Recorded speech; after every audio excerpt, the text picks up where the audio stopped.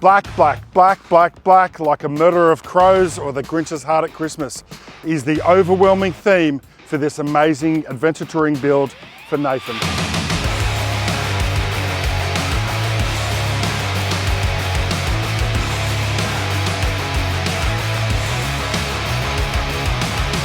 Gloss black, satin black, or matte black. Your responsibility in this relationship is the way the vehicle looks. My job is the performance, and it's really, really important that we find a way to merge all of these things together. So the reason why we ask you so many questions is because we're focused on the outcome and how it's going to work for you. So when you're investing roughly $93,500 in a build with us, it's really, really important that we finesse all these micro details to get it absolutely dialed in for looks and performance. It's so important to me, and I'm absolutely wedded to the outcome. So let's find a way to ask you the right questions to gauge what you're trying to achieve. So you may or may not have noticed that this vehicle has been PPF wrapped, and it's actually in a matte black PPF. So the really interesting thing is that we've left detail like gloss black chrome delete, and we've got satin black bar, and we've also got satin finish on the lights. So everywhere you look, there's some conglomeration of these different finishes all brought together. I love it. I love this vehicle, and I think it just looks amazing. So Nathan lives out in the sticks, out near Mudgee. So frontal protection system was really, really important. You've all seen Raslarr bar before. We do so much work with Raslarr. We love Rob and the team, and Darian, great humans, and we're always finding a way to work more together. So lighting was very, very important because of where he lives, right? And apart from that, it's aesthetics. This looks sick, right? Yeah, so we've got a mix of two different lighting systems here, and they're independently switched.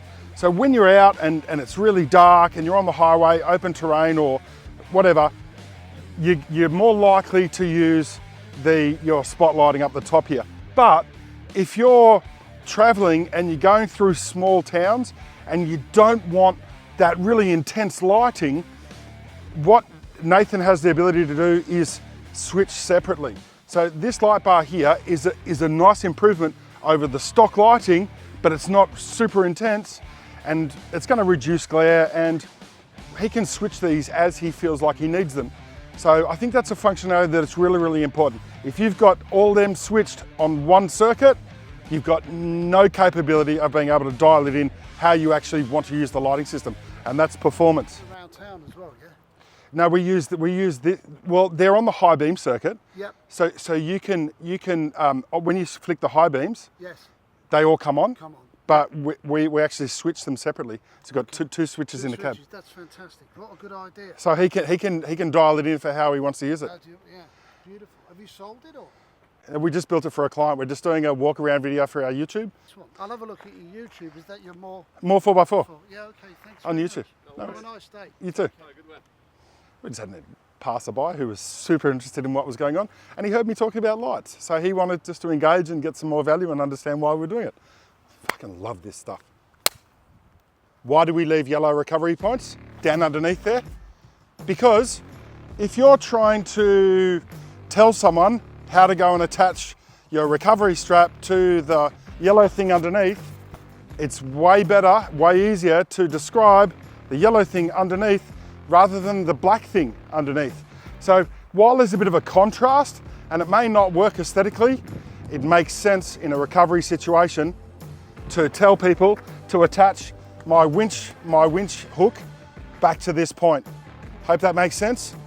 If you don't like it and you still want to do it black, we'll color code it for you, no problem. Run for winch. You may not need it, but the question you need to ask yourself is, do I have a winch in my recovery plan? Do you actually have a recovery plan? 9 out of 10 people that I speak to don't have a recovery plan. So it's really, really important to understand what are the next steps. If this, then that. If I get stuck and I'm on my own, how am I going to extract myself? And if that for you means that you're going to carry a long handle shovel, some max tracks and a snatch strap, that's fine. But the reason why we ask you that question is because we want to understand where you're at and how you're going to perform, because that's my job. Performance is my job. I'm here to help you, I'm here to guide you. Let's have a conversation about winches. So, are you going into dusty environments, or you plan to do, I don't know, Cape York Peninsula and water crossings? So whether it's dust or whether it's water, we always have conversation about snorkels. If you need one, that's great. If you don't spend the money. Clear view mirrors are always a bit sticky when the first time you start to use it, but if you're towing something that's wider than the actual vehicle, right, it might make sense to have some dialogue about how you're going to see past the vehicle. It's no good just seeing down the side. You need some visibility past the caravan. So whether it's clip-ons, a little bit unreliable, take maintenance, eventually will damage the car because they're clipped on and stuck to it, right? If it makes sense for you to include a clear view mirror into your build process, fabulous. Let's have a discussion about it. This is Clear View Compact, so it actually has the one mirror that's convex. Next gen has a lower section, which is convex, and a flat upper. These give you a bit of a weird perception. Not weird, I don't know if that's the right language. But see the thing there? Objects in the mirror are closer than they appear. It's a distorted perspective, but it also looks really cool, right? It's actually the smallest mirror that's on the market that has the Cat 6 indicators, which we need for GVM compliance. Let's have some dialogue about it. I'm not wedded to the outcome, but just that we get the right thing for the way you want to use the vehicle. And talking about GVM, there is no way that you can put a 350 kilo tow ball mass on the back of the vehicle and 110 kilos of fuel and put 4 adult humans in the car and remain legal. It can't be done, because when you put 350 on the ball and 110 kilos worth of fuel, you've only got 300 kilos left to play with. Let's have some dialogue about about your loads. We've got lots of questions for you. My team are very well trained to ask you the right questions, but in this build, it's super important for Nathan that everything remains legal. This here though, actually is a little bit different to our previous builds, because this vehicle actually has 35-inch tires from brand new. In the SSM, for its whole life, you can run a 35-inch tire on this vehicle. You can go smaller, but you can't go bigger. Normally, 35s on Nissan Patrol are absolutely illegal anywhere in this country. 35, 12.5, 18 tires are illegal on Nissan Y62 Patrol. We have included a 4.2 ton GVM upgrade, and we'll consolidate the weights and the heights at the end of this video. So stay to the end so you can see exactly what this vehicle weighs. I hope you get some value out of it, and it kind of helps you figure out where you're going to be once you're fully loaded. King wheels with this offset need fender flares. Any of these vehicles with greater offset and bigger tires, wider tires, need fender flares. Check the link below where we measure up a whole heap of different vehicles and show you about compliance. Do you want to be rolling around in an illegally modified vehicle? Question. Comment below. Do you care about being legal? We certainly do. It's about performance. I care about you a lot. Slat rack, mesh rack, ARB base rack. Slat racks are ideal for permanently mounted equipment, because tying stuff down to a slat, like periodic load, to a slat system is more challenging than it is tying periodic load to a mesh rack. This here happens to be the lowest profile rack on the market today that we've experienced for Y62 Patrol, but this to me doesn't look super low. I think it's because of this spinal system that goes down, kind of makes it look taller, but it's not. It's actually the lowest profile rack on the market today. It's important, performance. Check the link below for roof rack heights and what shit weighs Wednesday's detail on Y62 roof racks, because I want to share my knowledge with you. I care about you. Reverse lights on the roof rack on Y62 Patrol get more important when you fit a full storage system on the back of the vehicle, because let's be honest, you can't see shit from the reverse camera. So what needs to happen is you need to improve visibility from your mirrors. You've only got this tiny little bit of visibility from the rear camera on the screen in the vehicle, but it becomes more important to have reverse lighting so you can see what the hell you're trying to do. Starting to rain, let's kick on. I don't know what Nissan were thinking, delivering something that resembles a mid-1990s Ford Falcon shitty wood grain dash and even worse technology in this 2023 Nissan Patrol. But what I can tell you is this screen and this dash is a huge improvement in functionality, connectivity, and visibility. This is a huge improvement on the stock dash. And I get it. Analog systems, they're probably more reliable, but I like technology. I like understanding what the vehicle's doing. I like being able to scroll through information so I can figure out what's going on in the vehicle, outside the vehicle, and just by simply pressing this selector up on the top right hand side of the dash means that I can cycle through the really important information that I need at the time. This is actually my favorite screen right here. It tells me what my drivetrain's doing. It tells me attitude, pitch of the vehicle, right? It tells me speed. It still gives me engine RPM, and I just think it looks really cool. It did take me a little while to figure out what everything's doing, but now that I understand it, it makes a lot of sense to me. I've still got vital functions on this screen.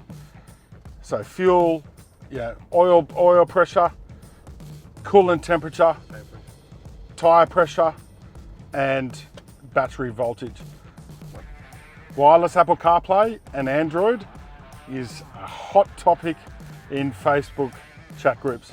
This has both. And you're able to scroll through as you need. You've still got all the apps and everything that you want and the things that are important to you. I don't know what Nissan were thinking, delivering the terrible bloody technology that they did. Shame on you, Nissan. The suspension feels good. Spring rates feel good, but I can definitely feel the weight. And what I've also noticed is a distinct change in the power and torque. Because it's running 35s, it feels like it's lost about 20% power and torque. And look, well, I haven't driven it long enough to know what that fuel economy is going to be like, but I reckon it's going to be shit. The way that we can combat the loss of power is to because final drive, 35-inch tire means different final ratio, loss of power and torque. So if you want to fit a 35, be prepared to use more fuel, right? And it's going to suck more power. Hashtag supercharger the world. We got rained out, so be it. But we're back and we're here to talk about storage systems. Storage systems in my world is this, a rear bar assembly. We've had to pivot and move the spare tire here because 35-inch tires do not fit underneath the vehicle. And there's a long range fuel tank there. Storage, more fuel storage, tire storage and water storage. So storage, it's one of the major pillars of building adventure touring and full-time touring vehicles. Raslarr, best rear bars on the market today. Always innovating, and we love these guys. Looks sick. Standard Y62 exhaust or aftermarket exhaust. This has the Harrop and you're going to hear it. Let me tell you, if you own a Y62 Patrol and you have a standard exhaust, you have pea-sized testicles.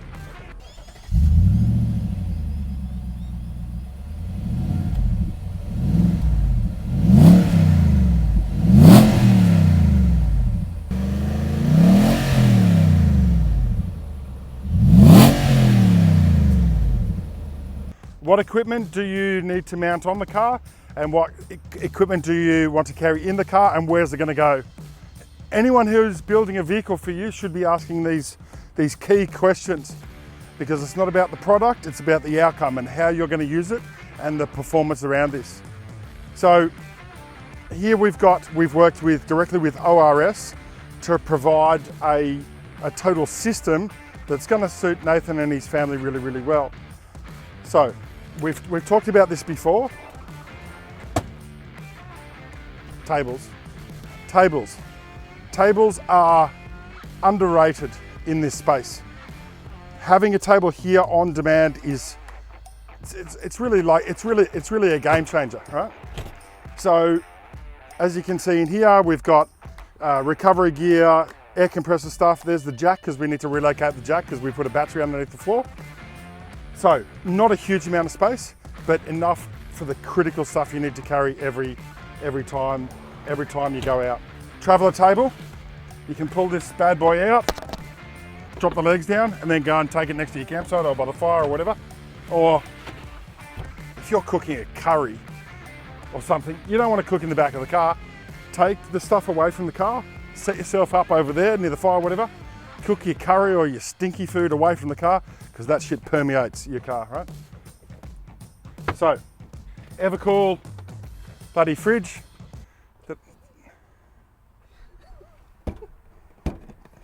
Nah, just kidding. Evercool 40 litre fridge. When you're calculating fridge consumption and how much fridge power consumption per hour, that's not what I meant. What I meant was how much volume do you need in your fridge to make sure everyone's going to be sustained, and we've come up with 5 litres of volume per person per day. So having a 40 litre fridge here, having a 40 litre fridge, family of 4, will give you roughly 2 days worth of capacity. It's not massive in here, right? It's not huge. So you need to be super deliberate. If there's other things that you can do like vacuum packing your food stuff so it goes into small parcels where you can, I don't know, you might be able to vacuum pack your curry or your spaghetti bolognese or whatever it is into a little container and then take that little container and drop it in some boiling water and your dinner's ready in 7 minutes. Makes way more sense than having to do a big cook up. Vacuum sealing devices are cheap. Do your prep at home and take it with you. If you're going for a weekend, you could easily do it for a week. You could probably fit a week's worth of food in here for a family of 4 if you're super deliberate.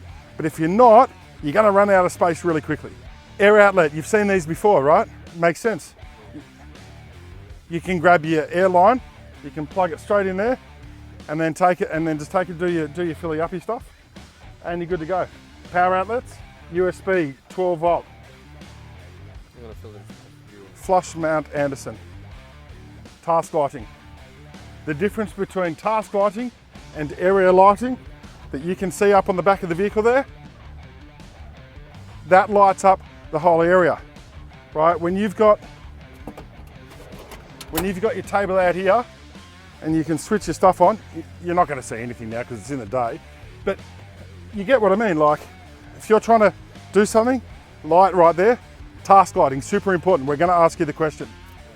So even though we were rained out, and this is our second attempt at finishing the photo shoot today, we've just been standing here talking about things about the build, and look at the final finish on the bonnet. We haven't touched that, and you can see there's a bit of stuff here, whatever that is. But this is baby bottom smooth because it has been PPF wrapped and ceramic coating over the top. It's almost like nothing's happened. And if it was on another vehicle, on a normal black vehicle, this thing would be putrid. If you want the ultimate in paint protection for longevity, and just do it new. Wrap your car when it's new. The total investment in this ceramic coating and PPF process is about $11,000. But what's the long-term impact on resale value, paint condition, aesthetics, appearance, your feelings about the car when it's all scratched up, bush scratches, bloody shopping trolley dings, I don't know. Just, you know what I mean. If you're gonna wrap your car, do it new, because this is immaculate and it's gonna be like that for a very, very, very long time. So let's get into the bonnet and see what we've done. So you can see just a couple of days sitting around and there's dust all inside the engine bay, but outside it's just absolutely immaculate. And that's what the exterior would look like, dusty and dirty, and we've been driving around in the rain, you wouldn't be able to tell looking at the outside of the vehicle. So fairly simple electrical system. And I just want to note the commentary that my team has left here. Have a nice day. That's the first. So Nathan, have a nice day, buddy. It's a fairly simple system. This is our battery bracket, which has the winch isolator. That's in the on position. A couple of relays for the LED driving lights and LED light bar. Anderson plug, Tow Pro, DC-DC charger, LED light bar and driving lights. This is expandable. We actually do have, you can actually put more equipment on here, and it's a really, really neat wiring job. So thank you team. So if you're trying to figure out exactly how tall your vehicle is going to be, once you've done a suspension system or GVM, you've put some bigger tyres on the vehicle and including an ARB base rack, come with me. You want to take a guess? I'm 1.85 metres tall. What do you reckon this is? What do you reckon? I'm going to make it easy for you. If you have a 2.1 metre car park that you normally want to get in and you want to get your patrol in there after it's been modified, you'll probably do it. It'll be like butt-clenchingly tight because this vehicle is 2.070 metres tall. So 2.1, you got this much left. You've got probably bigger cojones than me. I'm like driving in, I'll be like, you know, in the beams, it'll be exactly like that. But 2.1, you'll get in there. So if you're wondering what this vehicle weighs, I'm going to tell you in a second, or maybe I won't. I want to get your idea on what this vehicle weighs. Full bar on the front, full frontal protection, winch, lights, UHF antenna, recovery points, 35-inch tyres all round, draw system, roof rack, long range fuel tank, rear bar, everything, all the accessories. What do you think it weighs? Tell me, write it in the comments below. I'll hang about here for a second. While you figure it out, write it in the comments below. I'm not going to move forward until you put it in there. Write it in the comments. Please, tell me what you think it's going to weigh.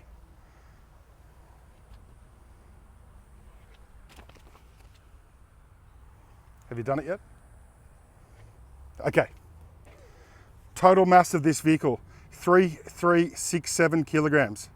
Okay, you've got 4.2 tons in total. Rear axle, 1,834 kilograms. You've got up to 50 kilograms on the rear axle. This just goes to show you that you can do a full build like this with the 4.2 ton GVM upgrade, still put your 350 kilo tow ball on the back, your Taj Mahal, so you can travel around the country. This is still achievable. You can do this. You can still put all the humans in the car and you can still go and do what you need to do, but you can't do it on standard GVM. You can't build a vehicle like this and put any load on the back. You can't. It's not possible. I've talked about it before. You couldn't even put me in here with the standard GVM. You need a GVM upgrade if you want to do this stuff. Black. Cock. Outside and inside. So as you can see, we've gotten rid of all of the wood grain shit that Nissan should never have put in here. So satin wood grain. And I love this contrast between the satin wood grain delete and the head unit, which is all gloss. And that really helps connect the outside with inside because we've intentionally left some of the chrome trims in gloss, matte finished PPF, satin finished bar work and lights, and that really connects, you know, with the inside.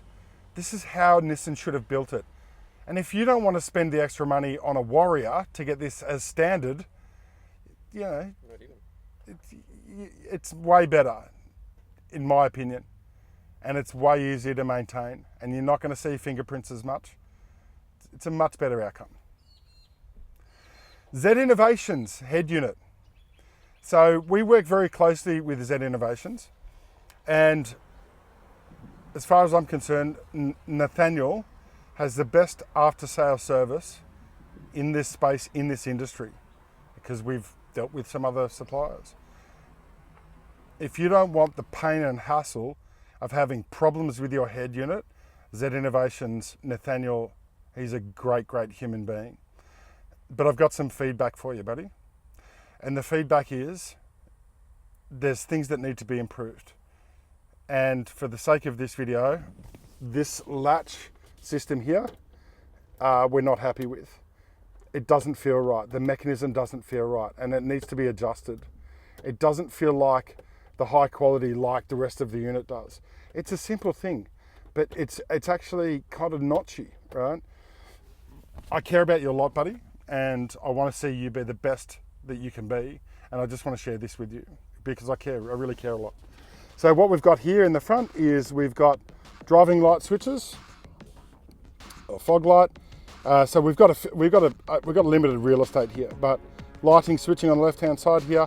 We've got UHF pass-through connector. We've got the air compressor as well, and here's your red arc brake controller. So this red arc unit, being in the center of the unit here, actually enables the passenger to interact with the driving controls, hopefully not in an emergency type situation or a medical type situation, but if you're in challenging terrain, challenging situation, and you need your co-driver, navigator, significant other to help you, and by pressing a button to activating the emergency brakes on the trailer, that's the best spot, in my opinion, for the brake controller in this vehicle. Yeah, so effectively airbag control systems, airbag gauge, left-hand side, right-hand side, they're powered differently. And this is what you use to activate, inflate or deflate the bags individually. And as you can see here, as soon as I've put power to the ignition power to the systems, you can see the air compressor light is switched on. So that's in the off position there.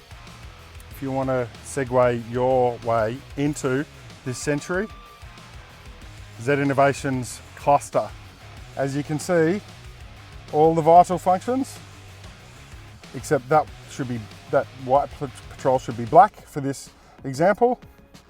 Oh no, wait, there it is. This brings this dash system and technology into this Century. All the basic functions, in fact, there's way more functionality than what is in the stock system. So get with the program, Nissan. This is how this vehicle should have been from factory.